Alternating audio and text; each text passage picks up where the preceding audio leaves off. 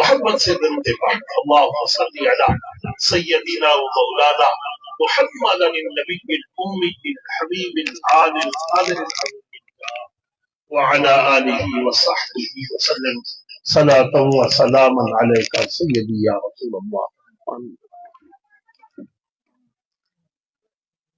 سب سے پہلے تو میں خراج تحسین پیش کروں گا حضرت علامہ مولانا محمد فیصل ظہور فریدی صاحب اور ان کے جملہ رفقا انتظامیہ، اور پھر ہمارے بھائی نعمان سلیم صاحب بھی، اور بھائی عبدالحکیم صاحب، اور جتنے ہمارے یہاں کے بھائی جنہوں نے جس طرح بھی تعاون کیا، انہیں خراج تحسین ہے کہ ان سب کا خرچ رسول اللہ کے ذکر کے لیے ہوا ہے۔ یہ محنت کرنا، کہ انسان محنت کرتا ہے اپنے بیٹے کی شادی کے لیے بھی کرتا ہے، کبھی اپنے دوستوں کی دعوت کے لیے بھی کرتا ہے، کوشش کرتا ہے، کاوش کرتا ہے، لیکن بہت بڑی خراج تحسین کا مستحق وہ ہے جو کھانا بھی پکاتا ہے تو اس لیے کہ رسول اللہ کا لنگر ہو، جو کوشش کرتا ہے لوگوں کو جمع کرتا ہے اس لیے کہ حضور کا ذکر ہو جائے۔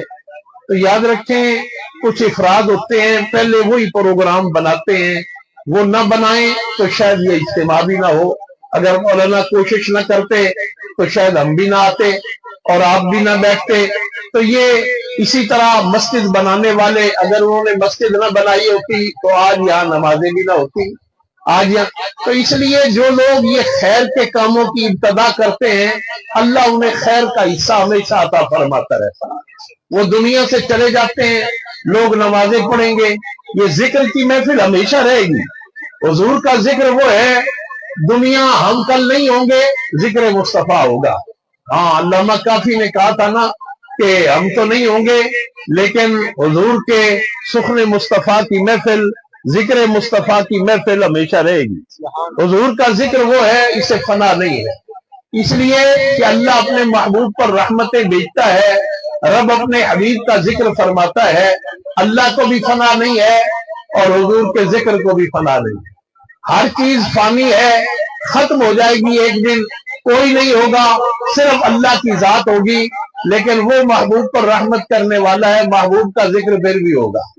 تو یہ حضور کا ذکر ہمیشہ رہنے والا ہے، یہ باقی ہے۔ اور اس ذکر کے لیے یاد رکھیں اللہ کے حبیب صلی اللہ علیہ وسلم نے فرمایا کہ محبت کی علامت کیا ہے؟ فرمایا جس کو جس سے محبت ہوتی ہے اکثر اس کا ذکر کرتا ہے۔ اب بتائیں آپ جس کو حضور سے محبت ہے کیوں ہر وقت حضور کا ذکر نہیں کرے گا؟ جو ذکر سے جلتا ہے، محفل جسے تکلیف دیتی ہے وہ اپنے دل کو ٹٹولے، اسے حضور سے محبت ہے؟ بلا انسا کسی کو اپنے ابا سے محبت ہو، کبھی ایسا ہوگا کوئی کہے تمہارے ابا اچھے آدمی ہیں، بڑے مشفق ہیں، وہ کہے خبردار میرے ابا کے لیے کچھ نہ کہو؟ نہیں، اس کا دل خوش ہوگا کہ میرے ابا کی تعریف ہو رہی ہے۔ کسی کو اپنے بیٹے سے محبت ہے، بیٹا اچھا تعلیم پا رہا ہے، لوگ تعریف کریں کہ تمہارے بیٹے نے بڑے اچھے نمبر لیے، بتائیے اسے تکلیف ہوگی یا راحت ہوگی؟ اور جس کو رسول اللہ سے محبت ہو، حضور کا ذکر اسے تکلیف دے سکتا ہے؟ یہ اللہ کے حبیب ہیں، حضور سید عالم ہیں، اللہ کے محبوب صلی اللہ علیہ وسلم کے لیے جب مشرکین مکہ نے جنگ کا ارادہ کیا تو انہوں نے مختلف ایلچی گئے ان کے، پھر انہوں نے عروہ بن مسعود کو بھیجا، یہ بادشاہوں کے دربار میں بھی جاتے تھے، یہ ایلچی کے طور پر یہ بہت بڑے سفیر تھے، اور یہ پھر وہاں حالات کا جائزہ ان کو کہا آپ لے کر آئیں کہ ہم ان سے مقابلہ کرنا چاہتے ہیں، کیا ہوگا؟ حضرت عروہ بن مسعود آئے، بعد میں مسلمان ہوئے، تب مسلمان نہیں تھے، تو انہوں نے جو کچھ جا کر کہا محدثین نے ان کا پورا خطبہ لکھا ہے۔ جب وہ مشرکین مکہ میں واپس آئے تو انہوں نے خطبہ دے کر کہا، سب کو جمع کیا، سرداران قریش کو کہا جو کچھ میں مدینہ میں دیکھ کر آیا ہوں محمد صلی اللہ علیہ وسلم کے غلاموں سے لڑنا تمہارے بس کی بات نہیں ہے۔ کیا دیکھا ہے میں نے وہاں؟ عروہ بن مسعود نے کہا میں نے دیکھا کہ اللہ کے حبیب صلی اللہ علیہ وسلم اپنا ناک مبارک صاف کرتے ہیں، حضور کے صحابہ ناک مبارک سے جو نکلتا ہے اسے زمین پر نہیں گرنے دیتے، اپنی ہتھیلیوں پر اٹھا لیتے ہیں، پھر ان کو اپنے چہروں پر ملتے ہیں، اپنے جسم پر ملتے ہیں، آقا علیہ السلام لعاب دہن ڈالتے ہیں، زمین پر نہیں گرنے دیتے، آقا علیہ السلام وضو کرتے ہیں، وضو کا پانی قطرہ بھی زمین پر نہیں گرتا، حضور کے صحابہ جمع ہو جاتے ہیں، نیچے ہاتھ کر لیتے ہیں اور پھر ان کو متلتے ہیں، اپنے منہ پر لگاتے ہیں، اپنے جسم پر ملتے ہیں، اور جس کو حضور کے وضو کے پانی کا قطرہ نصیب نہیں ہوتا، وہ جس کو ملتا ہے اس سے کہتا ہے یار تیرا ہاتھ حضور کے وضو والے پانی سے گیلا ہے، میرے ہاتھ سے لگا دو، میرے ہاتھ کو بھی برکت مل جائے گی۔ اب بتائیے یہ باتیں حضور نے کہا تھا کہ تم ایسا کرو؟ نہیں، ان کی محبت بتا رہی ہے کہ یہ رسول اللہ ہے۔ آج جو گمراہ ہو رہا ہے اس لیے کہ وہ حضور کو خود پر قیاس کرتا ہے۔ جب وہ خود پر قیاس کرتا ہے پھر وہ یوں دیکھتا ہے، اس کی آنکھ اس ٹینٹ کے پیچھے نہیں جاتی، پھر کتاب لکھتا ہے اور کہتا ہے نبی تو دیوار کے پیچھے کچھ نہیں جانتا۔ اندھے تیری آنکھ جو نہیں دیکھتی تو کہتا ہے رسول اللہ کی آنکھ نہیں دیکھتی، تیرے کان جو آواز کو نہیں سنتے تو کہتا ہے اللہ کے حبیب نہیں سن رہے۔ یہ کیوں گمراہ ہے؟ یہ خود پر قیاس کرتا ہے۔ قل انما انا بشر مثلکم سے یہ مراد یہ لیتا ہے کہ حضور کے بھی دو ہاتھ ہیں، تقریریں بھی کرتا ہے، ہمارے بھی دو ہاتھ ہیں، ان کے بھی بچے ہیں، ہمارے بھی بچے ہیں۔ تیرے ہاتھ ٹوٹے ہیں، یہ تیرے ہاتھ رسول اللہ کے ہاتھ ہیں۔ آقا علیہ السلام کے دستے مبارک حضور کے دستے مبارک ہیں۔ اللہ کے محبوب صلی اللہ علیہ وسلم کے ہاتھ مبارک کیسے تھے؟ ظاہری طور پر اللہ کے حبیب کے حضرت انس کہتے ہیں کہ اللہ کے محبوب صلی اللہ علیہ وسلم کی ہتھیلیاں جب کوئی حضور سے ہاتھ مصافحہ کرتا تو وہ اس کو ایسے لگتا دنیا کا کوئی ریشم بھی اتنا نرم نہیں ہے جتنی رسول اللہ کی ہتھیلیاں نرم ہیں۔ اللہ کے محبوب صلی اللہ علیہ وسلم کا جسم مبارک صرف حضور کی بشریت ہی آپ دیکھیں، شمائل ترمذی میں امام ترمذی نے اس کو بڑے خوبصورت انداز میں نقل کیا۔ حضور کے صحابہ بیان کرتے ہیں کہ جو باہر سے آ رہا ہوتا وہ اونچے اونچے قد، امیر عمر کا قد بہت اونچا تھا، حضرت حمزہ کا قد بہت اونچا تھا، امیر عمر اونٹ کے اوپر جو کوہان ہوتی ہے اس کو بھی یوں دیکھتے تھے، اتنا بڑا قد مبارک تھا حضور کے، اور صحابہ بڑے دراز قد تھے۔ اللہ کے حبیب صلی اللہ علیہ وسلم کا قد اتنا دراز نہیں تھا، اللہ کے حبیب جو چھوٹے قد والے تھے ان میں لمبے تھے، اور یہ جو لمبے لمبے قد کے تھے ان سے اللہ کے حبیب درمیانے مطلب بلند قامت تھے، لیکن درمیانی بلند قامت تھے۔ لیکن باہر سے جب کوئی آتا دور سے دیکھتا حضور کھڑے ہیں، آس پاس امیر عمر جیسے کھڑے ہیں، لیکن آنے والے کو سب سے پہلے رسول اللہ نظر آتے۔ ہاں، جب وہ دیکھتا تو وہ سمجھتا حضور ہی سب سے اونچے ہیں، لیکن جب وہ قریب آتا تو وہ دیکھتا، اسے پتہ چلتا اللہ کے حبیب صلی اللہ علیہ وسلم تو اپنے قد مبارک میں لمبے ہیں لیکن درمیانے، اللہ کے حبیب اتنے لمبے نہیں ہیں، لیکن جب حضور ان میں کھڑے ہوتے تو سب سے اونچے حضور ہوتے، جس کو اعلیٰ حضرت نے کہا سارے اونچوں میں اونچا سمجھیے جسے، ایس اونچے سے اونچا ہمارا نبی۔ یہ اللہ کے حبیب ہیں۔ آقا علیہ السلام کا سراپا بیان کرتے ہوئے محدث کہتے ہیں، حضور کے صحابہ کہتے ہیں آقا علیہ السلام جلوہ فرما ہوتے، حضور کی ناک مبارک ذرا اونچی تھی اور اس پر نور کا ایک حالہ تھا، جو کوئی دور سے دیکھتا اسے ایسے لگتا کہ ایک نور کا حالہ آقا علیہ السلام کی بینی مبارک پر، ناک مبارک پر پورے چہرے کو روشن کر رہا ہے۔ اللہ کے حبیب کا رخ زیبا یہ تھا، اللہ کے محبوب کا جو پورا چہرہ مبارک تھا۔ حضور کے صحابہ کہتے ہیں کہ ہم بیٹھے تھے ایک دن اور بدر اپنے عروج پر تھا، بدر کہتے ہیں 14ویں کے مکمل چاند کو، ہم تو چاند کہتے ہیں، عرب چونکہ بڑے فصیح ہیں، وہ گھٹتے بڑھتے چاند کو جب پہلے دوسری کا آیا اس کو ہلال کہتے ہیں، پھر جب وہ بڑا گھٹا اس کو قمر کہتے ہیں، جب مکمل ہو جائے تو اس کو بدر کہتے ہیں۔ تو وہ بدر، اور کبھی ایسا ہوتا ہے چاند بہت چمکتا ہے۔ ابھی چند دن پہلے اچانک میں رات کو اٹھا دیکھا تو بڑی روشنی تھی، اور میں نے کہا کہ یہ شاید کوئی لائٹنگ ہو رہی ہے، لیکن دیکھا تو چاند چمک رہا۔ پھر پتا چلا کہ آج معمول سے کوئی 32% زیادہ چمکیلا چاند تھا۔ تو کوئی ایسا دن تھا چاند بہت چمک رہا تھا۔ حضور کے صحابہ کہتے ہیں اللہ کے حبیب بھی چاندنی میں تشریف فرما تھے، ہم بھی بیٹھے ہوئے تھے، حضور کا رخ زیبا دیکھتے، پھر اشاروں میں صحابہ نے دیکھا، موازنہ شروع ہو گیا چاند کا، پھر حضور کے رخ کا۔ حضور کے صحابہ کہتے ہیں ہم سب متفق ہو گئے کہ چاند کے چہرے پر پھر بھی چھائیاں ہیں، اللہ کے محبوب کا چہرہ اتنا نورانی ہے، چاند کا حسن بھی یہاں مان پڑا ہے۔ یہ اللہ کے حبیب کا سراپا بشری سراپا ہے۔ اللہ کے محبوب صلی اللہ علیہ وسلم کا عالم یہ ہے، ہم اگر پسینہ آئے بدبو آنے لگ جاتی ہے۔ یہ اللہ کے حبیب ہیں۔ آقا علیہ السلام کا سراپا بیان کرتے ہوئے محدث کہتے ہیں، حضور کے صحابہ کہتے ہیں آقا علیہ السلام جلوہ فرما ہوتے، حضور کی ناک مبارک ذرا اونچی تھی اور اس پر نور کا ایک حالہ تھا، جو کوئی دور سے دیکھتا اسے ایسے لگتا کہ ایک نور کا آلہ آقا علیہ الصلوۃ والسلام کی بینی مبارک پر، ناک مبارک پر پورے چہرے کو روشن کر رہا ہے۔ اللہ کے حبیب کا رخ زیبا یہ تھا، اللہ کے محبوب کا جو پورا چہرہ مبارک تھا۔ حضور کے صحابہ کہتے ہیں کہ ہم بیٹھے تھے ایک دن اور بدر اپنے عروج پر تھا۔ بدر کہتے ہیں 14ویں کے مکمل چاند کو، ہم تو چاند کہتے ہیں، عرب چونکہ بڑے فصیح ہیں، وہ گھٹتے بڑھتے چاند کو جب پہلے دوسری کا آیا اس کو ہلال کہتے ہیں، پھر جب وہ بڑا گھٹا اس کو قمر کہتے ہیں، جب مکمل ہو جائے تو اس کو بدر کہتے ہیں۔ تو وہ بدر، اور کبھی ایسا ہوتا ہے چاند بہت چمکتا ہے۔ ابھی چند دن پہلے اچانک میں رات کو اٹھا دیکھا تو بڑی روشنی تھی، اور میں نے کہا کہ یہ شاید کوئی لائٹنگ ہو رہی ہے، لیکن دیکھا تو چاند چمک رہا۔ پھر پتا چلا کہ آج معمول سے کوئی 32% زیادہ چمکیلا چاند تھا۔ تو کوئی ایسا دن تھا چاند بہت چمک رہا تھا۔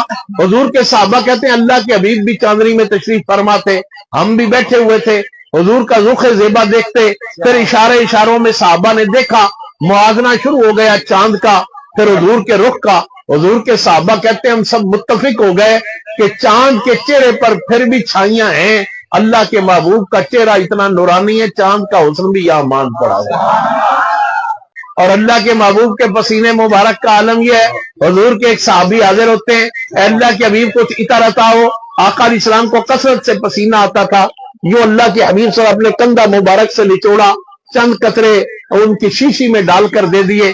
حضور کے صحابہ کہتے ہیں کہ وہ صحابی برتن پانی کا بھر لیتے، حضور کے پسینہ مبارک کا ایک قطرہ ڈالتے، سارا بھرا ہوا پانی عطر ہو جاتا، اور پھر جب لگاتے تو لوگ حیران ہو جاتے کہ یہ خوشبو، تو لوگ پہچان لیتے کہ پسینہ مصطفیٰ کی خوشبو ہے۔ آقا علیہ السلام کسی گلی سے گزر جاتے تو کسی کو پوچھنا نہیں پڑتا تھا حضور کہاں گئے، بلکہ گلی میں آنے والی خوشبو گواہی دیتی تھی رسول اللہ اس سمت سے اس طرف گئے، اور حضور کے صحابہ اسی خوشبو پر سفر کرتے، جس کو اعلیٰ حضرت نے یوں بھی لکھا ہے، گزرے جس راہ سے وہ شہ والا ہو کر، رہ گئی زمین امبر بالا ہو کر، امبر زمین امبیر ہوا مشک تر غبار، ادنا سے یہ شناخت تیری راہ گزر کی ہے۔ اللہ کے حبیب صلی اللہ علیہ وسلم کا عالم یہ ہے۔ اللہ کے محبوب کے ایک صحابی ہیں، ان کی 3 بیویاں تھیں۔ عرب چونکہ خوشبو بہت لگاتے ہیں تو وہ بھی خوشبو لگاتی، لیکن جب حضور کے صحابی آتے گھر میں تو جو خوشبو وہ لگاتے وہ پورے گھر میں چھا جاتی۔ یہ بہت کوشش کرتی کو ایسی خوشبو، بڑی بڑی مشہور خوشبوئیں منگاتی، لیکن جیسے ہی حضور کے صحابی آتے وہ خوشبوئیں دب جاتی، اور خوشبو صرف وہی آتی جو ان کے جسم سے آ رہی ہوتی۔ ایک دن تینوں بیویوں نے طے کیا، تو حدیث کے قرائن بتاتے ہیں شاید پہلے بھی پوچھا ہوگا، ٹال دیا ہوگا، تینوں بیٹھ گئی، انہوں نے کہا آج پوچھ کر چھوڑیں گی۔ حدیث پاک میں تینوں بیویاں اکٹھی ہوئی، کہا سرتاج آج ایک مسئلہ آپ سے پوچھے بغیر نہیں رہیں گی۔ کیا بات ہے؟ کہا ہم نے اتنے عرصے سے ایک کی شادی، دوسری کی، تیسری کی، ہم آپ کے حرم میں ہر روز عطر لگاتی ہیں، لیکن آپ جو عطر لگاتے ہیں اس کے مقابلے میں اس عطر کی خوشبو دب جاتی ہے، سچ بتائیں یہ عطر کہاں سے لیتے؟ حضور کے صحابی نے قسم دے کر فرمایا اللہ کی قسم میں نے آج تک خوشبو لگائی نہیں۔ پھر یہ خوشبو کیا ہے؟ کہا میں چھوٹا تھا، میرے جسم پر دانے نکل آئے، بیمار ہو گیا، اللہ کے حبیب کی بارگاہ میں لایا گیا، آقا علیہ السلام نے اپنا لعاب دان ڈالا، ہتھیلی پر میرے جسم پر ملا، جسم کو تندرستی ہو گئی۔ یہ جو آج آپ خوشبو محسوس کرتی ہیں یہ لعاب مصطفیٰ۔ بتائیے یہ حضور کی بشریت ہے، اور کسی کو مغالطہ ہو سکتا ہے کہ ہم ان جیسے ہیں؟ کچھ تو شرم کریں۔ جن کا اشارہ چاند کو 2 ٹکڑے کر دے، جن کے انگلی کے اشارے سے سورج پلٹ آئے، یہ اشارے کی طاقت ہو تو اس کی انگلی کی طاقت کیا ہوگی، اس کے پنجے کی قوت کیا ہوگی، اس کے بازو کی طاقت کیا ہوگی، پھر اس بازو کی جس کو اللہ فرمائے یہ میرا ہاتھ ہے، اس ہاتھ کی طاقت کیا ہوگی؟ ان کو کچھ سمجھ نہیں آتی، دین پڑھتے ہیں، اور پھر ابھی آپ نے دیکھا اتنا بڑا مفتی 40 لاکھ کی فالوئنگ، اور وہ کہہ رہا ہے کہ لَنَصْفَحًا بِالنَّاصِیَہ، اس کا مفہوم ساری گفتگو کا یہ تھا کہ حضور نے پڑھنے میں غلطی کی ہے، حضور نے مخرج صحیح ادا نہیں کیا۔ پھر اللہ کے حبیب تو ان پڑھ تھے، ان کو تو پتہ ہی نہیں تھا، پڑھے لکھے تھے نہیں، لکھنا پڑھنا معاذ اللہ جانتے نہیں تھے، انہوں نے بیان کر دیا وہی کو، تو حضرت زید کو بھی خیال نہیں آیا، انہوں نے ویسے ہی لکھ لیا۔ یہ گرامر کے طور پر غلط ہے، اور گرامر کی ایسی کئی غلطیاں قرآن میں ہیں۔ آپ بتائیے لنصفہم بن ناسیہ، حضور کے سارے صحابہ فصیح تھے، اللہ کے حبیب اتنے فصیح اللسان ہیں، خود حضور فرماتے ہیں اللہ نے مجھے یہ جو جامع القلم کی شان عطا کی ہے، اس وجہ سے اللہ نے مجھے سارے نبیوں پر فضیلت دی ہے کہ میں چاہوں، مفہومی معنی یہ ہے ایک فقرہ کہوں اور اس کی تفسیر میں ہزاروں کتابیں لکھ دی جائیں۔ حضور اتنے بڑے فصیح ہیں اور یہ کہتا ہے حضور پڑھے ہوئے نہیں تھے۔ اللہ کے حبیب فرماتے ہیں میں دنیا میں آیا ہی تعلیم دینے کے لیے ہوں، جو تعلیم دینے کے لیے آیا وہ پڑھا ہوا ہی نہیں ہے۔ جس کو اللہ کا قرآن کہے وَعَلَّمَكَ مَا لَمْ تَكُنْ تَعْلَمْ وَكَانَ فَضْلُ اللَّهِ عَلَيْكَ عَظِيمًا، اے پیارے حبیب وَعَلَّمَكَ، ہم نے تمہیں علم عطا کیا ہے، اتنا کس چیز کا؟ مَا لَمْ تَكُنْ تَعْلَمْ، محبوب جو بھی تو نہیں جانتا تھا ہم نے تجھے بتایا ہے۔ یہ کہتے ہیں نبی کو پتہ ہی نہیں۔ اب بتائیے جب گرامر غلط ہوگی، گرامر کے مطابق وہ جو لفظ غلط ہے تو معنی بھی تو غلط ہوگا نا۔ پھر قرآن میں ذالک الکتاب لا ریب فیہ کی حیثیت کیا ہے؟ پھر تو مسلمان مفتی کہلاتا ہے، 40 لاکھ تیرا فالوئنگ ہے اور تو اتنا کمینہ ہے، اور پھر توبہ کیا کر رہا ہے؟ مجھ سے الفاظ میں بے احتیاطی ہو گئی، یعنی احتیاط سے اگر یہ کہا جائے کہ رسول اللہ پڑھے لکھے نہیں تھے پھر جائز ہے؟ پھر احتیاط تو کہتا یہ نہیں کہا کہ میں نے جھوٹ بولا، قرآن پر افترا باندھا، اللہ کی بارگاہ میں توبہ کرتا ہوں، کہہ رہا غیر محتاط الفاظ تھے، الفاظ کے چناؤ میں مجھ سے غلطی ہو گئی، یعنی اور اچھے الفاظ لے کر تو یہ کہتا کہ قرآن میں غلطیاں ہیں پھر ٹھیک تھا۔ اور پھر قرآن اس کے بعد نازل نہیں ہوا، لنصفہم بن ناسیہ آخری آیت تھی، آخری آیت تو حجۃ الوداع کے موقع پر نازل ہوئی، اے محبوب ہم نے دین کو مکمل کر دیا۔ لیکن اس سے پہلے تو قرآن نازل ہوتا رہا تو اللہ کو بھی پتہ نہیں چلا۔ وہ رب جو کہتا ہے نحن نزلنا الذکر وإنا لہ لحافظون، یہ ہمارا قرآن ذکر ہے، اللہ فرماتا ہے ہم نے اسے نازل کیا ہے اور ہم ہی اس کی حفاظت کرنے والے ہیں۔ اب بتائیے جس قرآن کی اللہ حفاظت کر رہا ہے اس میں غلطیاں ہیں؟ اور گرامر کے موجد کون ہے؟ گرامر کی تشکیل حضرت مولا کائنات نے کی، سیدنا علی المرتضیٰ نے گرامر بنائی۔ علماء فرماتے ہیں اب جنہوں نے گرامر کی تشکیل دی ان کو بھی پتہ نہیں چلا قرآن میں غلطیاں ہیں۔ رسول اللہ کے بارے میں تمہارا ایمان یہ کہتا ہے حضور غیب نہیں جانتے، حضور کل کی بات نہیں جانتے، اور تم 1450 سال پہلے کی باتیں جانتے ہو۔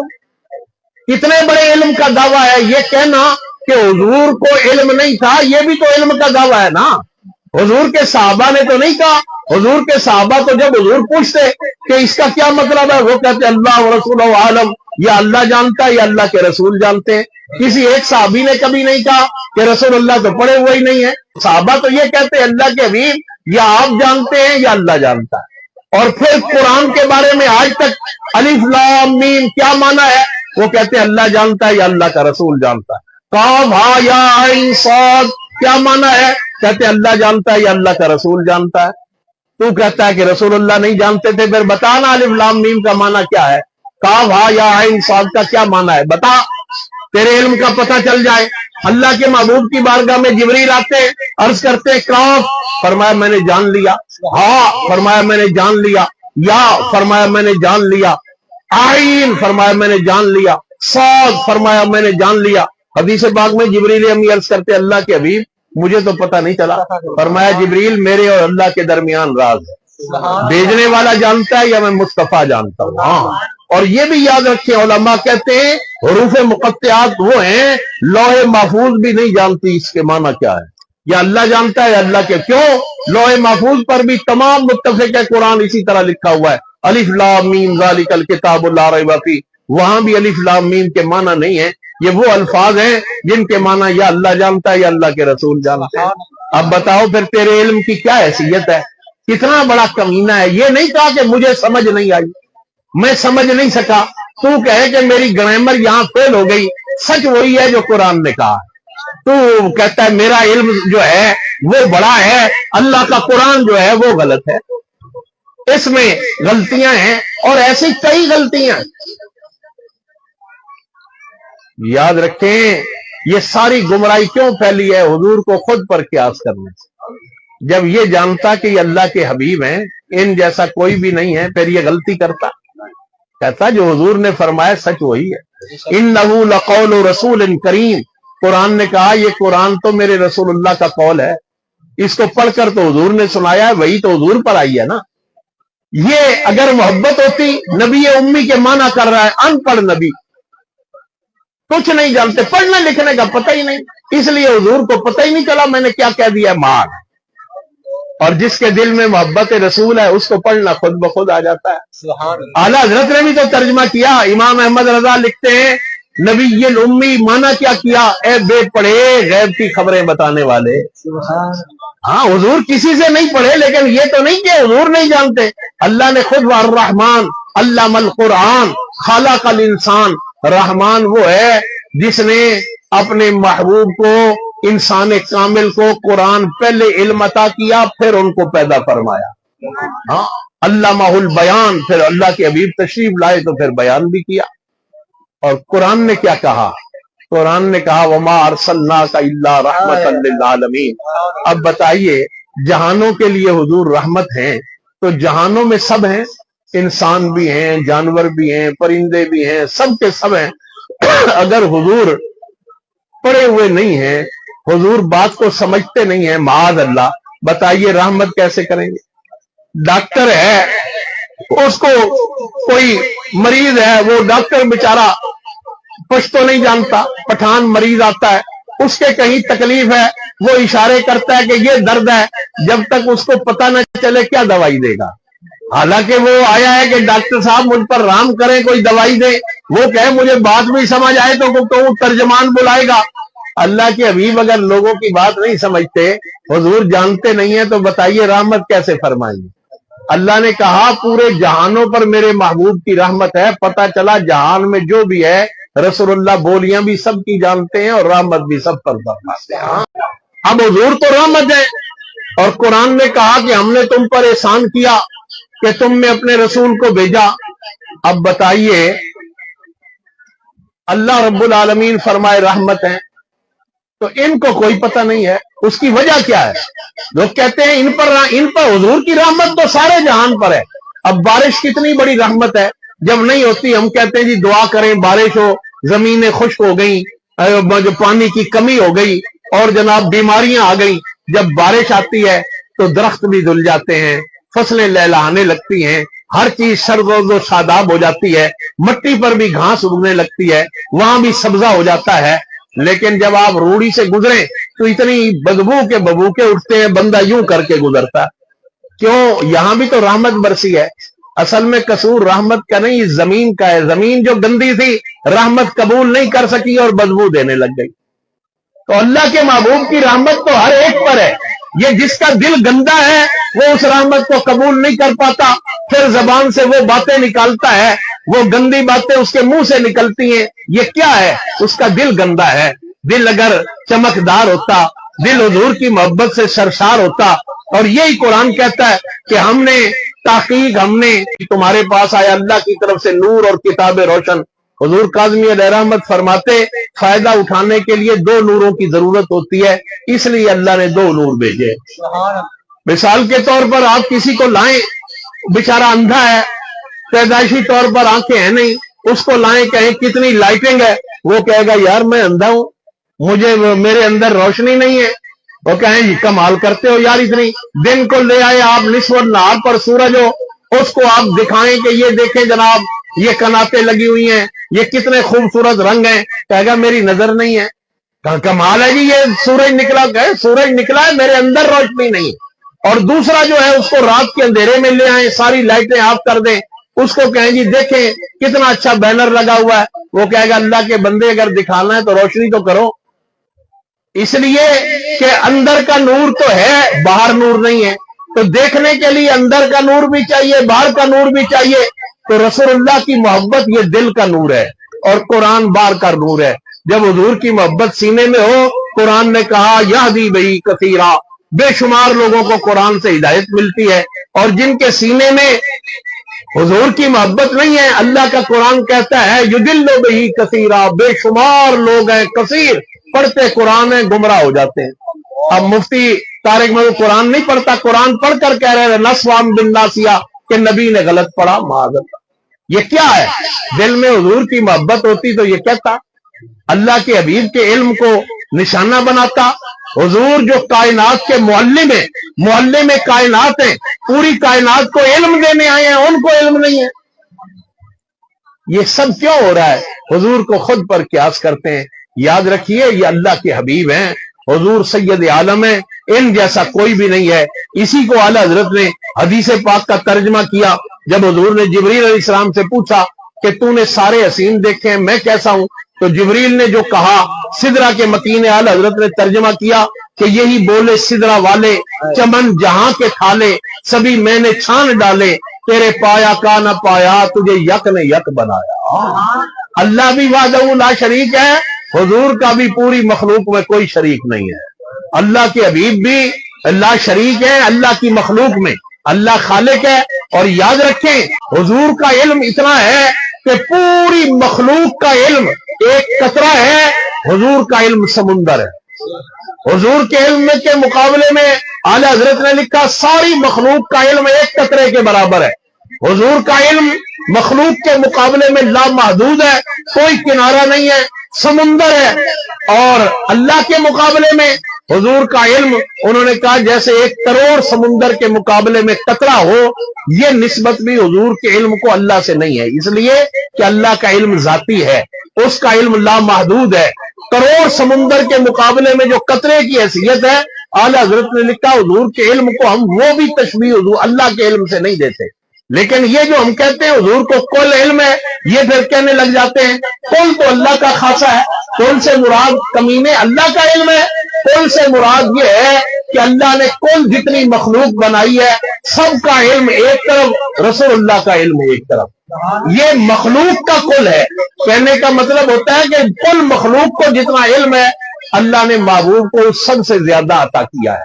सारी मखलूक का इल्म एक कतरा है, हुजूर का इल्म समुंदर है। लेकिन अल्लाह तो अल्लाह है ना, खालिक तो खालिक है। हुजूर उसके अब्दे मुकद्दस हैं, उसकी मखलूक हैं। हुजूर के पास जो भी इल्म है, ये अल्लाह का अता किया हुआ है, ये अल्लाह ने अता किया। लेकिन अल्लाह इतना इल्म अता करे, इतना इल्म अता करे, रब फरमाए अल्लमका मा लम तकुन तालम व कान फज़लुल्लाहि अलैका अज़ीमा। फिर जो कुरान महबूब पर नाजिल करे, रब फरमाए कि इसमें हर तर और खुश्क चीज का बयान है। चीजें दो ही हैं, या तर हैं या खुश्क है। पत्थर है, मट्टी है, ये खुश्क है। और नबा, ये जितने दरख्त हैं, इंसान है, ये सब तर हैं। तो तर चीजों, जो तर है उसका इल्म भी कुरान में है, जो खुश्क है उसका इल्म भी कुरान में है। और अब्दुल्लाह इब्न अब्बास कहते हैं, हजरत मौला कायनात से भी रिवायत है कि अगर बकरी की रस्सी भी गुम हो जाए, ऊंट के पांव में बांधने वाली रस्सी गुम हो जाए, हम कुरान खोल के तलाश कर लेंगे। ये तो कुरान से इल्म हुजूर ने जिनको, और हुजूर ने इल्म हजरत अब्दुल्लाह इब्ने अब्बास को कैसे अता किया, इसी पर फिर बात को खत्म करें। अल्लाह के महबूब की बारगाह में हजरत अब्दुल्लाह इब्ने अब्बास आए, हुजूर के सगे चचा है हजरत अब्बास, और अब्दुल्लाह हुजूर के चचाजाद भाई है। लेकिन आप देखें, चचाजाद भाइयों में कभी किसी ने हुजूर को यह नहीं कहा कि मैं आपका भाई हूं। हुजूर के चचाओं में आप देखें, हजरत अब्बास का तो हदीस पाक में है कि हुजूर के किसी ने पूछ लिया हजरत अब्बास से कि आप बड़े हैं या रसूलुल्लाह बड़े हैं, तो ये नहीं कहा उम्र में बड़े थे कि मैं बड़ा हूं, नहीं कहा बड़े तो रसूलुल्लाह हैं। दुनिया में मैं ज़हरी तौर पे चंद दिन पहले आ गया, कुछ अरसा में पहले आ गया, लेकिन बड़े तो अल्लाह के हबीब ही है ना, बड़े तो वही है। तो हजरत अब्दुल्लाह इब्ने अब्बास को हजरत अब्बास ने भेजा कि देखें हुजूर के रात के मामूलात क्या हैं, हुजूर तहज्जुद कैसे अदा करते हैं, ताकि मैं भी उसी तरह अदा करूं। हजरत अब्दुल्लाह हुजूर के काशाना में आए, आपकी खाला उम्मुल मोमिनीन थी, जिस दिन उनके यहाँ हुजूर की तशरीफ आवरी थी, उस दिन वो आए। और फिर हुजूर की ज़ौजा मुबारका ने बताया कि अब्दुल्ला आज यहाँ रहने आए हैं। तो अल्लाह इस्लाम ने फरमाया इनका बिस्तर हदीस पाक का वो मेरे साथ लगा दो। हुजूर के साथ बिस्तर लग गया। चचाजाद भाई भी हैं, हुजूर से उम्र में काफी छोटे हैं, तो वो 8-9 साल उम्र है। तो वहां आकर आराम फरमा हो गए। अल्लाह के हबीब रात को उठे, ये भी खड़े हो गए। इनको तो रात को नींद ही नहीं आई होगी, ये तो आई इसलिए थे देखे हुजूर कैसे वजू करते गए। तो अल्लाह के हबीब सल्लम बैतुल खला तशरीफ ले गए, तो उम्मुल मोमिनीन पानी भरकर रखती थी, आपने पानी भरकर रखा, वजू के लिए पानी भरा। फिर पता चला हजरत अब्दुल्लाह इब्ने अब्बास ने रखा है। आका अलैहिस्सलाम खुश हुए, फिर इन्होंने वजू कर लिया, हुजूर ने वजू किया, अब्दुल्लाह इब्ने अब्बास ने भी वजू कर लिया, हुजूर के साथ आकर खड़े हो गए। اللہ کے حبیب نے انہیں اپنے برابر کھڑا کیا، 8-9 سال عمر تھی، 10 سال، تو ساتھ کھڑا کیا اور حضور نے نیت باندھ لی۔ جیسے ہی حضور نے نیت باندھی، عبداللہ ابن عباس 2 قدم پیچھے ہو گئے۔ اللہ کے حبیب صلی اللہ علیہ وسلم نے پھر دست مبارک پیچھے کیا، عبداللہ ابن عباس کو ساتھ کھڑا کیا، تھوڑی دیر گزری یہ پھر پیچھے ہو گئے۔ حضرت پھر اللہ کے حبیب نے کہا، یوں ہی دگانے میں ہوتا رہا، حضور ساتھ کھڑا کرتے، یہ پیچھے ہٹ جاتے۔ جب دگانہ ختم ہوا، حضور نے سلام پھیرا، پوچھا، اے عبداللہ میں تجھے ساتھ کھڑا کرتا ہوں، تو پیچھے ہٹ جاتا ہے۔ عرض کی اللہ کے حبیب، عباس کے بیٹے عبداللہ کی کیا مجال کے مصطفیٰ کے ساتھ کھڑا ہو سکے؟ آپ بتائیے، یہ حضور کے صحابی کہہ رہے ہیں اور چچا زاد بھائی بھی ہیں، وہ بھی نہیں کہہ رہے کہ آپ تو میرے بھائی ہیں، میں تو آپ کے برابر ہوں، اور یہ کمینہ کہتا ہے جس کی کوئی حیثیت ہی نہیں ہے۔ وہ تو حضور کے قرابت دار ہیں، آل قریش ہیں، حضور کے قریبی ہیں، سگے چچا زاد ہیں، اور وہ کہہ رہے ہیں کہ میری کیا مجال آپ کے برابر کھڑا ہو سکوں۔ اللہ کے حبیب خوش ہوئے، سینے سے لگایا اور کہا، اللہ عبداللہ ابن عباس کے سینے کو قرآن کے علم سے بھر دے۔ بس سینے سے لگانا تھا، عبداللہ ابن عباس کا سینہ علوم قرآن سے بھر گیا۔ اور پھر حضور نے اپنے صحابہ سے فرمایا، امت سے فرمایا کہ لوگوں سنو، جس کو قرآن سیکھنا ہو عبداللہ ابن عباس سے سیکھے۔ اور عالم اسلام کی سب سے پہلی تفسیر حضرت عبداللہ ابن عباس نے کی ہے۔ تفسیر عباس یہ اسلام کی سب سے پہلی تفسیر ہے۔ اندازہ کیجئے، حضور سینے کے سے لگائیں تو علوم قرآن سے سینہ بھر دیں، اور یہ کمینہ کہتا ہے لنصف ام بالناس، یا حضور کو پتہ ہی نہیں میں نے کیسے پڑھنا ہے۔ اور مفتی بھی ہے، عالم بھی ہے، لوگ کہتے ہیں کچھ نہ کہو، ہم تو کیا کہیں گے، یہ تو جب مریں گے تو پتہ چلے گا نا کیا بنتا ہے۔ لیکن ہم یہ تو ضرور کہیں گے، آپ ہی اپنی اداؤں پہ ذرا غور کریں، ہم عرض کریں گے تو شکایت ہوگی۔ یہ اللہ کے حبیب ہیں، حضور سید عالم ہیں، ان جیسا کوئی بھی نہیں ہے۔ ہاں، یہ یکتا ہیں، اللہ نے ان کو وہ عطا کیا ہے جو کسی کو بھی عطا نہیں فرمایا۔ حدیث قدسی ہے، رب فرماتا ہے میں چھپا ہوا خزانہ تھا، ظاہر ہے کوئی بھی نہیں تھا، کوئی تھا ہی نہیں۔ پھر رب فرماتا ہے کہ میں نے چاہا کہ میں پہچانا جاؤں، تو اللہ پاک نے حضور کاظمی علیہ رحمت فرماتے، پھر اللہ پاک نے اپنی تجلی ڈالی نور کی۔ تو جو نور مطلق کی پہلی تجلی ہے، اس تجلی اول کا نام نور مصطفیٰ ہے۔ یہ حضور کی تخلیق ہے، اور حضور نہ اللہ کا جز ہے، نہ اللہ کا ٹکڑا ہے، نہ اللہ کے شریک ہیں، بلکہ اللہ کے عبد مقدس ہیں۔ لیکن حضور خود فرماتے ہیں میں اللہ کے جمال کا آئینہ ہوں، اور آئینے میں کئی بار مثال دیتا ہوں، حضور کاظم رحمت دیا کرتے، آئینے میں سورج چمک رہا ہو اور آپ کسی کی آنکھوں میں مارے تو آنکھیں اندھی کر دے گا۔ بتائیے یہ آئینہ کوئی سورج کا حصہ ہے، کوئی ٹکڑا ہے، کوئی جز ہے، کوئی اس کا شریک ہے؟ نہیں، آئینہ اور ہے، سورج اور ہے، لیکن جو اس کے اندر نور چمک رہا ہے وہ سورج کا ہے۔ جو آئینے کو اتنی شدت دے رہا ہے کہ کسی کی آنکھ نہیں لگتی، آنکھ اندھی کر دے، یہ جو کرنیں ہیں، یہ جو لائٹ ہے، یہ سورج کی ہے۔ شیشہ نہ سورج ہے، نہ سورج کا جز ہے، نہ ٹکڑا ہے، نہ اس کا کوئی شریک ہے، بلا مثال و تمثیل۔ حضور نے کہا میں جمال خداوندی کا آئینہ ہوں۔ حضور نہ اللہ کا جز ہے، نہ شریک ہیں، نہ ٹکڑا ہیں، نہ اللہ کے محبوب اللہ کا حصہ ہیں، بلکہ اللہ کے عبد مقدس ہیں۔ البتہ جو چہرہ مصطفیٰ میں نور چمک رہا ہے، یہ اسی کا ہے، یہ اللہ کا ہے۔ اور اسی کو غالب نے کہا، اسی شعر پر کہا کہ رخ مصطفیٰ ہے وہ آئینہ، کہ اب کوئی ایسا دوسرا آئینہ نہ کسی کی بزم خیال میں، نہ دکان آئینہ ساتھ میں۔ ہاں، وہاں بھی حضور ایک ہیں، اللہ کے حبیب ہیں، حضور سید عالم ہیں صلی اللہ علیہ وسلم۔ لہذا یاد رکھیں، ان سے محبت ہوگی تو نجات ہوگی، ان کی اتباع ہوگی تو نجات ہوگی۔ نجات کا تعلق اعمال پر نہیں ہوگا، اعمال اس لیے ہیں کہ بندے کو پتہ چلے، دیکھنے والوں کو، کہ رسول اللہ کی تابعداری کر رہا ہے۔ بخشش کا انحصار اللہ کی رحمت پر اور حضور کی شفاعت پر ہے۔ ہاں، اللہ کے حبیب جس کی شفاعت کریں گے اللہ اس کی مغفرت فرمائے گا۔ یہ اللہ کے محبوب ہیں، حضور سید عالم ہیں، یاد رکھیے۔ اور لوگ کہتے رہیں، ان کی باتیں نہ سنیں، آخرت کی خیر منانی ہے تو رسول اللہ سے محبت کریں۔ وما علیہ